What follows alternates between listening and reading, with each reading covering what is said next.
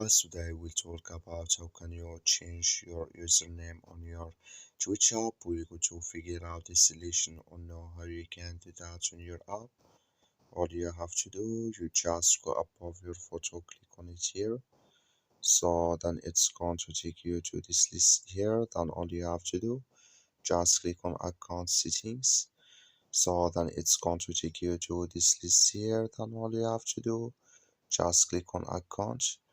So when you click here on account, it's going to take you to this list here. Then you click here on edit profile.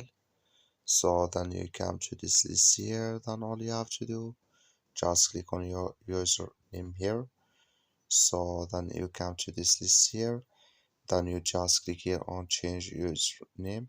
So then it's going to change with you. I have changed it before, so you just switch into this days it's gone. Then can you change your username on your Twitch app? That's all you have to do. Thank you for watching. Don't forget to support us by liking, subscribe.